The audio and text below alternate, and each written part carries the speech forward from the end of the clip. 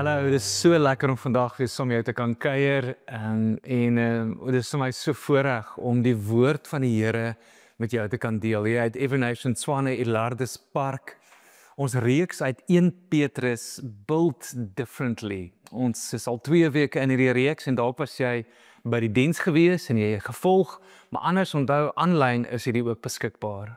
It's such a privilege to be able to share the word of God, and I'm going to quickly give you a recap of what happened the last 2 weeks, especially last week, and then we're going to jump in from there. If I would have a theme for today, it will be before and after.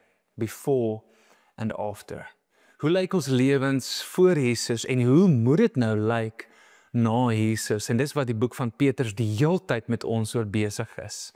En dit is so diep en so ryk. Nou om op te tel by verlede week, 1 Peter 1 verse 14 to 16 says, "As obedient children, do not be conformed to the passions of your former ignorance." Daar staat before. "But as he who called you is holy, you also be holy in all your conduct. For it's written, since it's written, you shall be holy, for I am holy." Now, Peter here is actually quoting from the book of Leviticus 11, 19, and 20, when he says that there's a certain standard, holiness, God's holiness. And the word holy means to be separate or to be different. And he is this holy, perfect, pure being. And now, Peter says, you, me, should be holy as he is holy. Nou, ek weet nie, as jy na dit luister, of dit hoor, dit is 'n baie hoë standaard. Dit is ongelooflik hoe Jesus nooit die standaard afgebring het nie. Jesus het self die standaard nog hoër gemaak toe hy gekom het. En in die woorde van Wesley verlede week, how is this possible? To be holy and to live holy as he's holy. Holy, different, and that's why we have this theme called Built Different. Ons moet anders lewe, ons kan nie dieselfde lyk as die wêreld nie. En 2 weke terug het ons gesê, we are chosen strangers, chosen exiles, en ons gaan nou weer daaroor praat, van Petrus praat daaroor in die boek. Maar hoe is dit dan moontlik om so heilig te lewe? Is dit enigstens moontlik? Louis Giglio once had a sermon where he said, the Christian life isn't difficult. The Christian life is impossible, actually, if we try it by ourselves. En daarom het ons verlede week het Wesley gepraat van, if we try and live holy out of our own power, ons eie wilskrag, wat gebeur dan? Then we start to struggle. You try so hard, you don't get it right, you are frustrated. Jy gaan in moralisme in, jy probeer harder, ek probeer harder, ons kry dit nie reg nie, ons voel soos failures die hele tyd. Or we're going to spiral, and that's more this young generation, the spiral of, well, it's such a high standard, I don't even try it. Dis net te moeilik, niemand kan daarby leef nie, so ek abdicate, ek gee amper al alle verantwoordelikheid oor en sê, ek kan nie so leef nie. Of ons show, struggle, spiral, show, en show is dan baie keer, eintlik by die kerkmense probeer ek heilig lyk, ek probeer heilig praat, but actually I'm living like a hypocrite, want ek kry dit nie eintlik reg nie. En toe gee vir ons hierdie ontsettende mooi antwoord, that we don't have to struggle, we don't have to spiral, we don't have to put on a show. No, what we can do, Exodus 33, we can go and hide in the Holy One. En Exodus 33 praat so mooi van Moses wat vir God sê, Here, wys my glorie, wys my heiligheid. En dan sê God vir Moses, ek kan nie myself vir jou wys nie, anders gaan jy doodgaan. Maar wat ek gaan doen is, ek gaan jou wegsteek in 'n rots. I will hide you in the cleft of the rock. And that pointed to Jesus, the Holy One, who came to earth. And then, when we are in Christ, wanneer ons wedergebore word in hom, het ons wat ons noem positional holiness. Positional holiness, en dis hoekom ons kan heilig lewe. The utter relief of holiness. Ons almal wil eintlik heilig lewe. Dis so attractive, dis so mooi. Holy beteken ook heel. Ons wil heel leef hier binne. Ons wil heel leef in verhoudings met mekaar en met die Here. So there's a holiness that God says is possible, but only when it's in Him. En daarom praat ons van positional holiness en dan ook progressive holiness of progressive sanctification, heiligmaking, wat ons vandag oor gaan praat. So daar's 'n plek wat ek inneem in Christus en dan is daar 'n wandel saam met Christus, soos ons aangaan. En dit is hoekom Petrus dan skryf aan die einde van hoofstuk 1, hy sê, "And if you call on him as Father, who judges impartially according to each one's deeds, conduct yourselves with fear throughout the time of your exile." Hy praat van 'n heilige vrees, 'n holy fear, this holy tension, our conduct. Conduct praat van hoe stap jy? How are you walking out while we are exiles? Chosen strangers. That's also how the book starts in 1 Peter 1, where Peter is writing to the exiles in the dispersion, in different places. Hy skryf vir mense wat vreemdelinge in hierdie wêreld is. En dis ek en jy ook. If you are a born again believer, friends, we are not from this world. We are in this world, but we're not from this world. Daar's 'n groter storie. Ons is eintlik in ballingskap. Ons is eintlik in exile.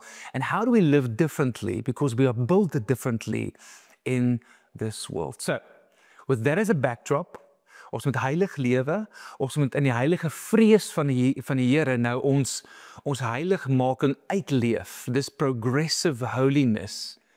How do we do it? En dis waar ons dan begin in 1 Petrus 2 vers 1 tot 10. This is our main text. So, put away all malice and all deceit and hypocrisy and envy and all slander.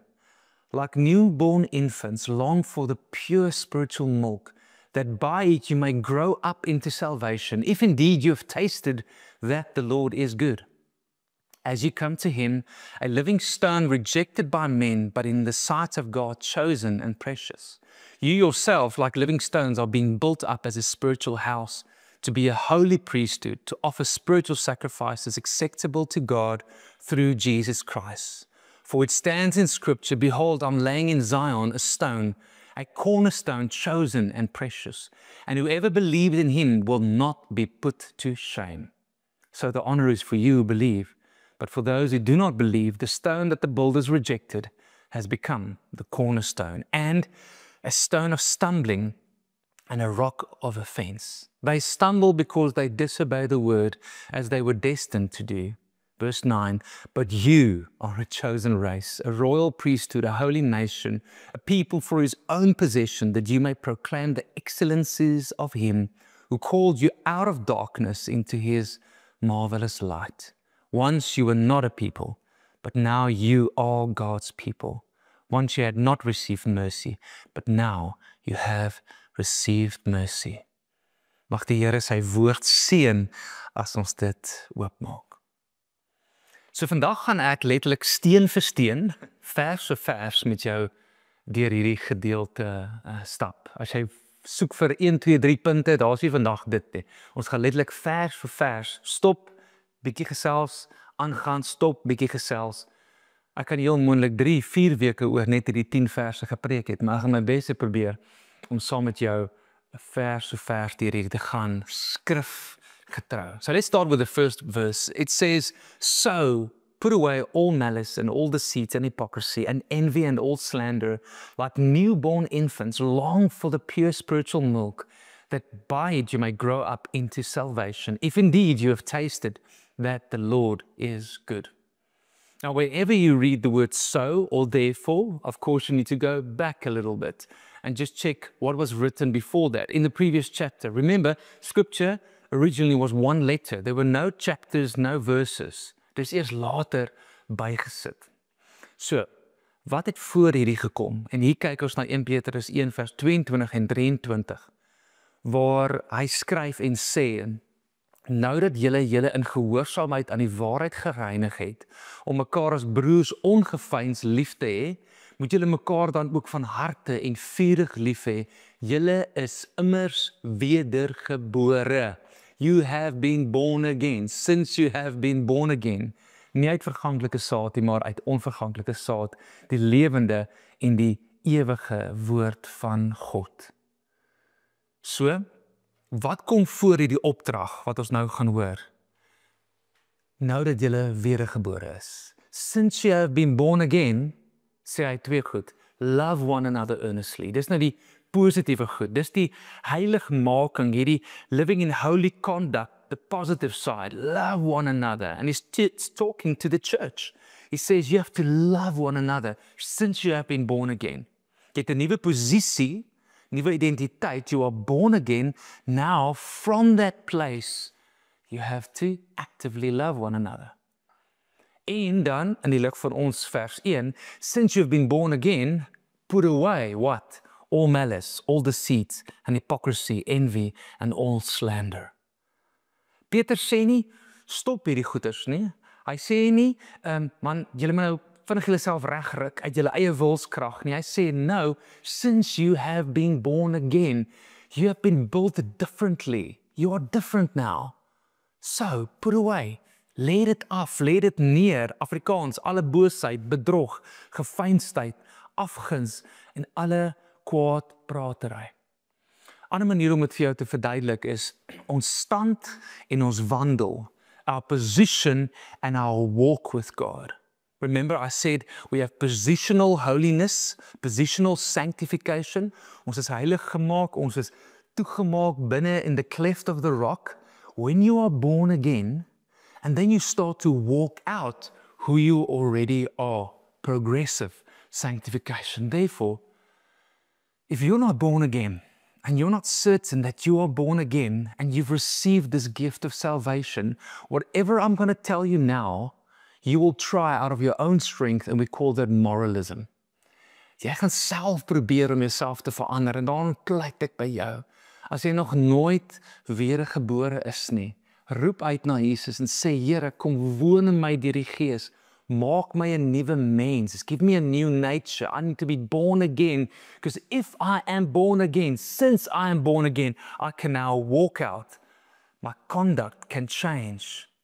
'n Ander manier om te verduidelik is net met hierdie beeld wat jy sal sien op die skerm, is baie van ons dink, ek moet heilig lewe sodat ek acceptance en justification kan kry. Justification, that's the big theological word for regverdig maken.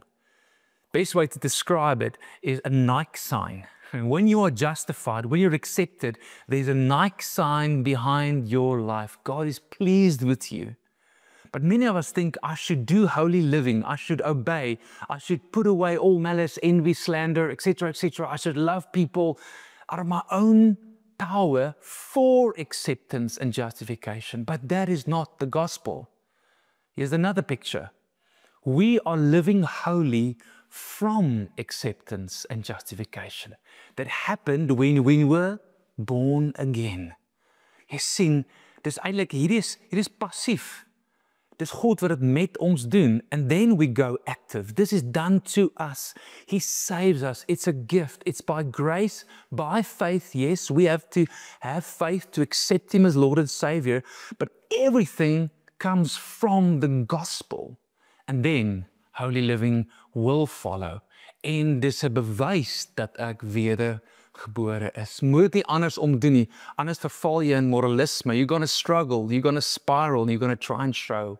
No, everything starts with Him making us new, building us differently. En dan word ons eintlik wie ons al reeds in Christus Jesus is. En dis hoekom die goeie nuus is. Alright. So with that in mind, ek het dit nou 'n paar keer vir jou probeer verduidelik. You have to be born again. You have the Spirit of God in you. You're a new creation with a new nature. Now you want to live holy. Now he starts to say, get rid of all these things, these attitudes and these actions that is opposed to love. Want hy het nou net gesê, julle moet mekaar lief hê. Maar hierdie ander goeders, hierdie 5 goeders, sê nee, ek het nie mense lief nie. What is malice?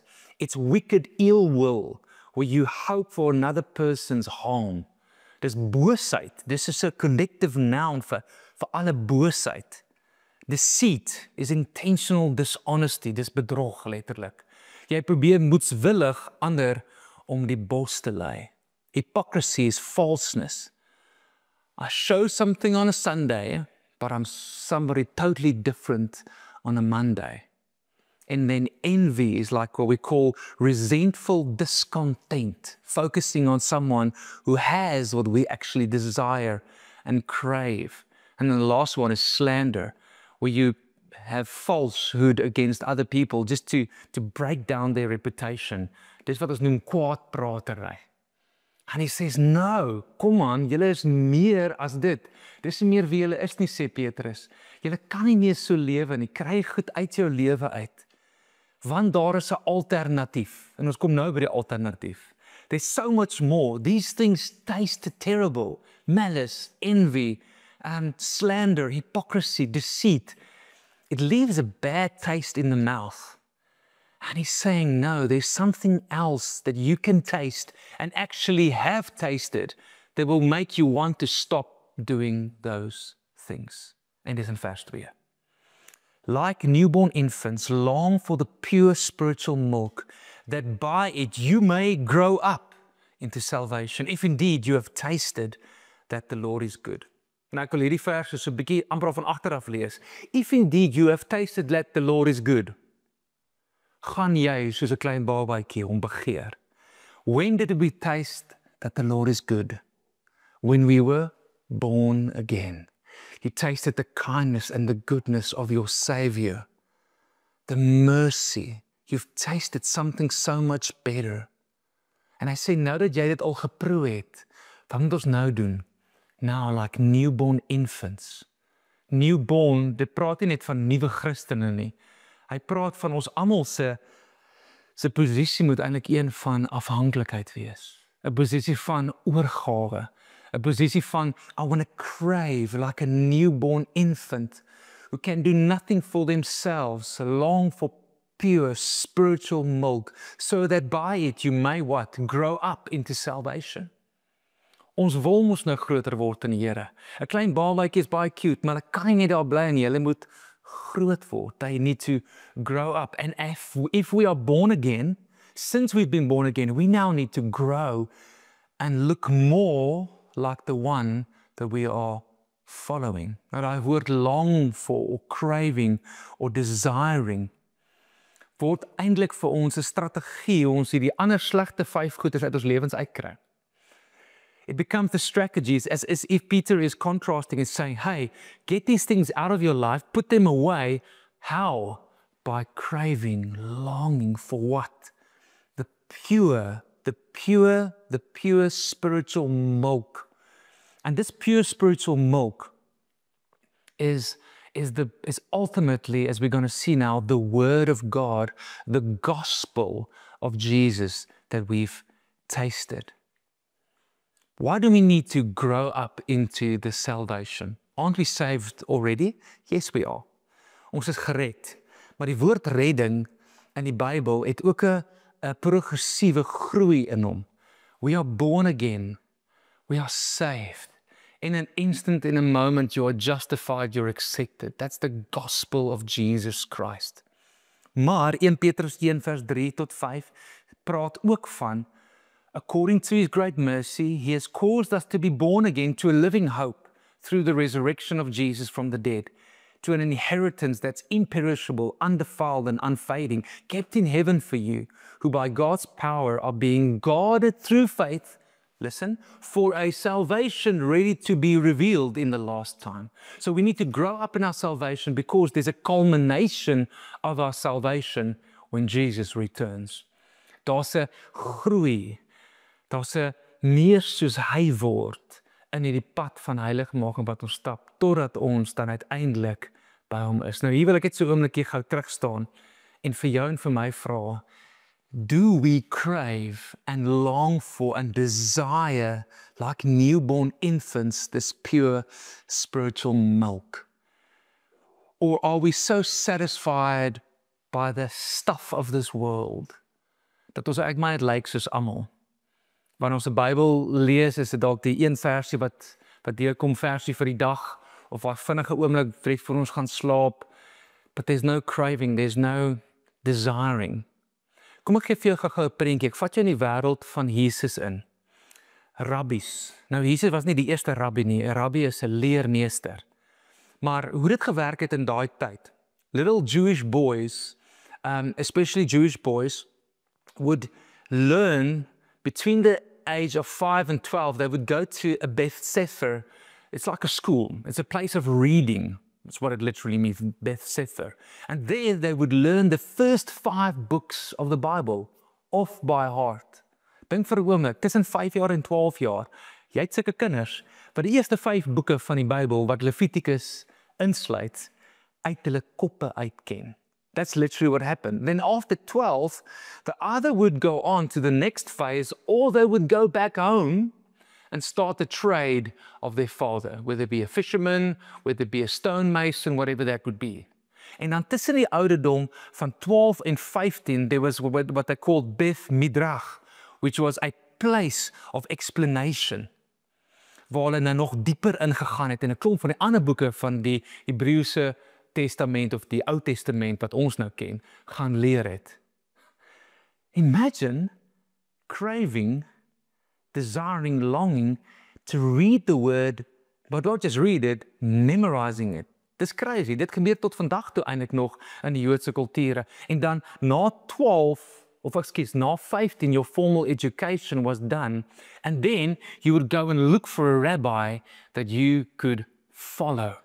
And you would ask the rabbi, hey, can I please follow you? Wow. Hierdie daag my nogal uit. Hoe ken ek die woord van God? If the scripture says we need to desire and crave and long for the spiritual milk, hoe haphazard en hoe lukraak of hoe casual gaan ons baie keer met die woord van God om? As ons kyk selfs in Jesus se tyd, en tot vandag toe nog, mense so die woord van God eet en so honger vir hom. En dan vra jy retief, as ek nie die passie het nie, hoe kry ek dit? Hoe kan ek meer van die woord van God? How can I literally be like this, that I long and crave and desire? The first thing that I would do is ask the Holy Spirit to give you a hunger for more of Him. Remember, you are built differently. Now that you're born again, you have a new spirit living inside of you, and asking, Lord, give me a hunger for your word. Here, gee my 'n honger om die woord nie net te lees, maar om te bestudeer. Miskien sit dit aan in jou kar, of as jy ver moet reis, laat die woord van God net oor jou spoel. Gebruik tye om net te bid, met die Here te praat. Al sit jy in 'n koffieshop en jy wag vir jou koffie. Ek het vanoggend gedoen, net in daai oomblik gebid en gesê, Here, vat hierdie dag, wat ek wil ek vandag moet doen. You see, we are built differently. It's the little things that add up, that shows that we are craving, longing for pure spiritual milk. Vers 4 gaan dan aan. As you come to him, a living stone rejected by men, but in the sight of God, chosen and precious, you yourselves, like living stones, are being built up as a spiritual house, to be a holy priesthood, to offer spiritual sacrifices acceptable to God through Jesus Christ. Eers sê hy, kom na hom toe, julle wat na hom toe kom, hierdie lewende steen, dit is hierdie progressiewe, kom na die Here toe, kom na die woord van God toe, lees dit daagliks, wees in dit, wees in 'n connect groep, wees in 'n live groep, kom kerk toe, moenie kerk mis nie, sodat jy kan wat? Groei, en kom na hom toe, so that you can come and taste that he is good. Maar so mooi dat die skrif sê, we are coming to him, the living stone. Now in the previous chapter, he was already called the living hope, in verse 3, and also the living word in verse 23. It means that he is alive. Hierdie Jesus is lewendig. Ons het verlede week het ons hemelvaart gevier, Ascension Day. He is alive and is coming back again. He's the living hope, the living word, and the living stone. En hierso in die gedeelte is Petrus besig om Psalm 118 vers 22 aan te haal, wat hy eintlik ook in sy toespraak of sy preek met Pinkster aangehaal het, toe hy gesê het, daar's sekere van julle, this stone, this cornerstone, he's going to call him now, was rejected by men. En hy is eintlik uit op baie staan gepraat met die skrifgeleerdes en die fariseërs wat Jesus verwerp het. And then he builds this contrast of the living stone rejected by men, but in the sight of God is what? Chosen and precious. The stone is chosen and precious. And remember this now, because Jesus also lived as an exile for 33 years on this earth. He came to us.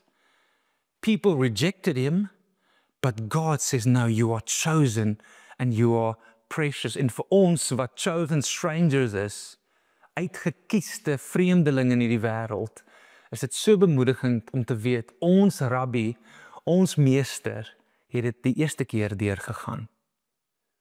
It goes on in verse 5, you yourselves like living stones are being built up as a spiritual house to be a holy priesthood, to offer spiritual sacrifices acceptable to God through Jesus Christ. Dis nou so mooi, nou word ons in hierdie metafoor ingetrek. Ons is nie dooie stene nie, ons is lewende stene en ons word in iets ingebou. Remember, we are built differently. Ons moet uitstaan. Ons kan nie dieselfde lyk as die wêreld langs ons nie. Baie interessant, Jesus was genoem die seun van 'n tekton, dis die Griekse woord. En ons ken dit as 'n timmerman, as 'n carpenter. But that word, there's still a lot of dispute. Was it a carpenter or even a stonemason or an artisan or a craftsman? And most probably Jesus had the skills of being a stonemason as well. En daarom gebruik Petrus hierdie voorbeeld van ons is stene, soos hy die lewende steen is, en hy gaan hom nie net die lewende steen nou noem nie. He's going to call him the cornerstone, die hoeksteen. Is ons ook stene. En het is so mooi as hy hier praat van, dan praat hy van die meervoud, you. He's talking about the church, Christians. It's not just you as an individual, but we all, like living stones, are being built up into what? A spiritual house. Other translations would say temple. En sien jy die prentjie? Hier's 'n prentjie van iemand wat besig is om 'n klip te kap op 'n sekere manier, sodat hy wat? Sodat hy kan inpas tussen die ander klippe. Nou, hier is 'n moderne prentjie, maar dis hoe hy dit gedoen het in daai tyd ook. Dit was die perfekte stene soos ons vandag sal kry, 'n mooi perfekte reghoek en of 'n vierkant of wat ook al. No, they were chiseled, and Jesus, the beautiful, awesome stonemason,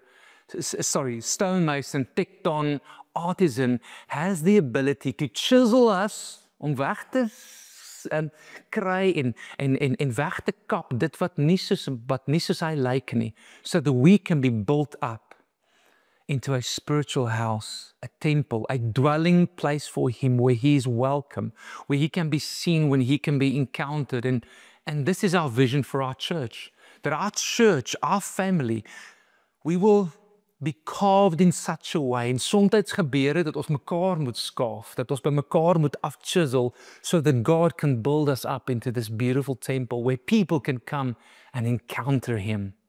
Jy kan nie 'n lone ranger wees nie. Jy kan nie alleen dink jy's 'n steentjie daar op jou eie nie. No, we are built into a spiritual home. Therefore, I want to call you to spiritual family. Maybe for whatever reason, you're just an online Christian. You don't want to belong to a spiritual family, maybe because of hurt, or maybe because of offense, or things that happened to you. But friends, you are missing out. Ek wil jou regtig aanmoedig, en of dit nou by ons kerk of iewers anders is, raak deel van 'n geestelike familie waar jy kom dien, waar jy kom gee, waar jy nie net ontvang en 'n consumer is nie. Come and be part so that you can be like a living stone molded into this. We need one another. So he says we are being built up into this spiritual house, but also into a holy priesthood. Oh, dis my so mooi hierdie. Under the Old Testament law, the people would come to the temple where the priests would represent them to God. Now Peter is writing is saying, no, we are the temple. We don't have to come to the temple. We are the temple, but more than that, we are actually the priests. Ons is nou hierdie heilige priesterdom en alles wat tussen ons en God was, is weggevat. Hoekom? Want ons is weer gebore. Toe Jesus staat, toe skeur die voorhangsel. And we could enter into the Holy of Holies that only the high priests could do. But now we're a holy priesthood. There's no other mediator needed. Jesus has given us full VIP access. You have full VIP access. Jy kan ingaan in sy heiligdom. Dis wie ons dan nou is. To do what? to offer spiritual sacrifices acceptable to God through Jesus Christ. Another way of saying this is, now in Christ, we are the temple, we are the priests, and we are also the sacrifices offered to God. Ou Testament moes hulle offers bring, maar nou is ons die offer. Romeine 12 vers 1 en 2 en 3 sê, ons is nou hierdie lewende, heilige offers. Ons sondes klaar voorbetaal aan die kruis. We've been born again, but now our lives are this offering, this living offering to Him. Nou bou Petrus voort op hierdie idee van Jesus as die lewende steen. As hy sê in vers 6, for it stands in scripture, and he is actually quoting Isaiah 28 verse 16 here. Behold, I'm laying in Zion a stone, a cornerstone. En hier's 'n prentjie van 'n hoeksteen. Dis die belangrikste steen. Dis die steen waarvan al die ander stene gelê is. The cornerstone, the first stone, chosen and precious. Daar's daai woord weer. He's chosen and precious, and whoever believes in Him will not be put to shame. So the honor is for you who believe, but for those who do not believe, the stone the builders rejected has become the cornerstone, and the stone of stumbling block and a rock of offense. They stumble because they disobey the word as they were destined to do. Friends, there's only two groups of people in this world, and it's a little word that's 3 times in the scripture. Believers and non-believers. Dis eintlik die skeidslyn. Die wat glo en die wat nie glo nie. And the plumb line, die skeidsmuur is wie? Dis Jesus. What do we do with Jesus? And can I ask you today, what are you doing with Jesus? Have you decided, do you believe in Him or not believe in Him? And believe doesn't mean just cognitively believing in Him. No, it's putting your faith in Jesus to be born again, to become a new creation, om wedergebore word. Dis die geloof wat hy hiervan praat. Jy sien, vir die gelowiges is hy gekies as vir die ereplek. He's chosen and precious. Hy is die hoeksteen vir ons, die plek waarvan ons almal gebou word, ons wat opgebou word, ons bou op hom. En ons deel in sy eer, dis hoekom hy sê, so the honor is for you who believe. Ons kan deel in sy eer. En dink net vir 'n oomblik, jy's die eerste hoorders aan wie Petrus in die brief skryf. The first recipients of the letter of 1 Peter, they were in exile, they were a minority group, they were persecuted, suppressed, and now Peter is shouting out the following, whoever believes in Him will not be put to shame. Just imagine how encouraging that would have been for this little minority group, these chosen exiles, these strangers. And maybe you need to hear this today as well. You will not be put to shame. Miskien werk jy in 'n omgewing waar niemand glo nie. Jy is die enigste gelowige. Scripture says you will not be put to shame. Nie in hierdie lewe nie en ook nie in die volgende ene waar ons geoordeel gaan word nie. We will not be put to shame when we stand before the judgment seat. Why? Because we are in Christ. He already paid for our sins. That word shame is also the word disgraced. You will not be disgraced. Not in this life and not in the one to come. En dit moet vir jou bemoedigend wees, al word jy vervolg, al word jy ook verwerk selfs deur mense. Christ was the first one rejected, and it's an honor to identify with Him in His suffering. Maar jy sien, as dit vir ons vir die gelowiges is, sê die ongelowiges iets anders. Those who do not believe, He is what? He's become a stone of stumbling and a rock of offense. Friends, the truth, especially the truth with a capital T, Jesus, will offend sinful man. He will, because He is standing for everything that is truth. And it became a stumbling block to the Jews, because He told them, your good works cannot save you. You need to be born again. That was a stumbling block to the Jews. To the Greeks, it was foolishness, 1 Corinthians 1 says. It was like, what? You asking me to die to myself, to come to an end of me? Yes, that's why Jesus was called the rock of offense, a stumbling block. Do you identify with Jesus today? Is jy onbeskaamd en sê, ek glo in Jesus Christus? And if you believe in Him, yes, we can, as exiles in this world, conduct ourselves with fear. holy fear, knowing that, yes, we identify with Jesus, the one that was rejected, but man, what an honor, what a joy to stand with him and to build from him as the cornerstone. The last verse there says they stumble because they've disobeyed the word as they were destined to do. Stumbling because they disobey the word versus us craving the pure milk of the word. Can you see the contrast? And they were destined to do. Now this is a deep theological question. I believe people have their own decisions to make. But in God's sovereignty also, yes, He's given people a choice to make. But there are people who go against God, and in His sovereignty, He's working it out, even as destined. So, with that in mind, let's get to the last scriptures, the last 2 verses. But you.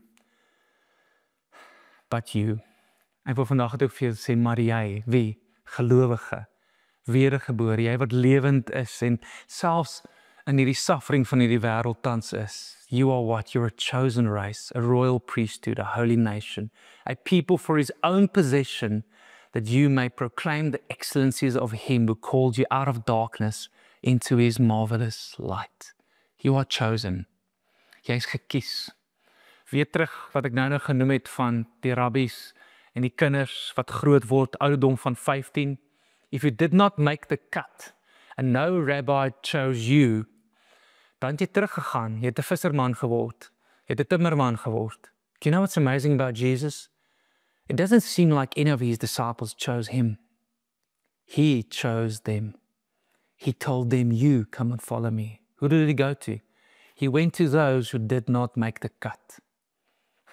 Hy staan langs daai water en hy roep en hy sê, kom, julle wat nou nie hierdie fantastiese, wonderlike volgers van die Torah geword het, julle wat uitgeval het, julle gewone ouens, kom, volg my, come and follow me. That tells me that God believes that we can become like Him. Want dit was die hartklop van 'n disipel. 'n Disipel wou nie geweet het wat die rabbi weet nie. Hy wou geword het wie die rabbi is. And Jesus says, hey, I believe in you. You can become like me. I am choosing you to be this beautiful race, like the race of Israel. We're not a race in the sense of our family or ethnicity, skin color. No, we have a single parent, the Father. And He has become our new Father. And that's why we're this chosen race. But we're also a holy nation. Ons lyk anders as die res van die mense. We are built differently. Ons is 'n royal priesthood. Ek het nou net vir jou gesê wat dit beteken. We have full access to God. In die Ou Testament, only one tribe, the tribe of Levi, could be priests. But now He says Jesus was the high priest. And now we follow this one mediator. We have full access into the throne room of God. Dis wie hy is. Dis jou nuwe identiteit. We can have the responsibility and the honor of actually coming into the presence of God. Luister na hierdie quote, finally God has formed this nation, this race, this priesthood to take possession of us. We are His people in a very real way. It's not just that we pledge our allegiance to Him, it's that He has taken ownership of us. We belong to Him. Ek en jy behoort aan Hom. Hoekom? That you may proclaim the excellencies of Him who called you out of darkness into His marvelous light. Die volk wat die verlossingsdade moet verkondig van Hom, wat julle uit die duisternis geroep het na Sy wonderbaarlike lig. Dis wie ons is, sodat ons kan lewe met hierdie doel om Hom bekend te maak oral waar ons gaan. This passage ends with this beautiful quotation out of Hosea 2 verse 23. Now Hosea had to marry a prostitute, Gomer, and she kept on rejecting him, but he kept on loving him. That's our story.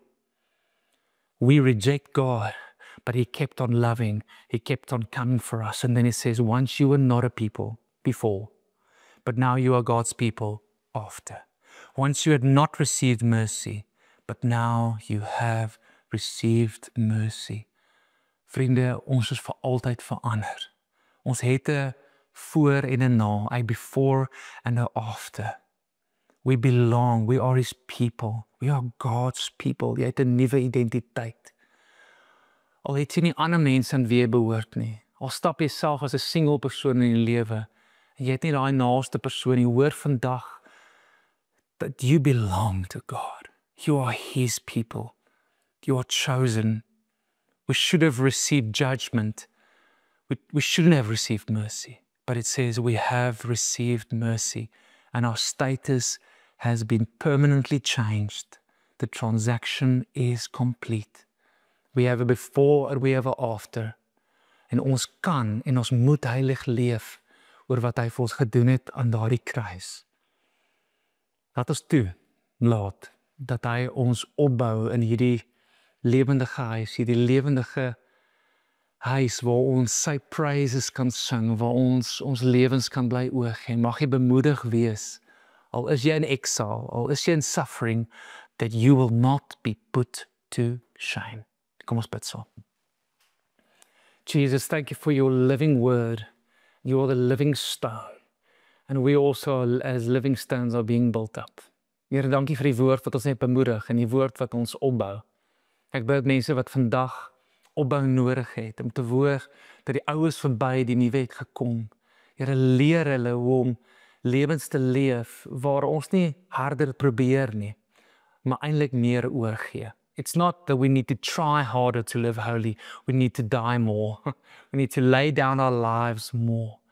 Give us a craving for your word. Give us a craving for holiness, the attractiveness of holiness, that we can live to declare the excellencies of you, called us out of darkness into your marvelous light. Dankie Here vir die woord, dankie vir bemoediging. In Jesus se naam. Amen.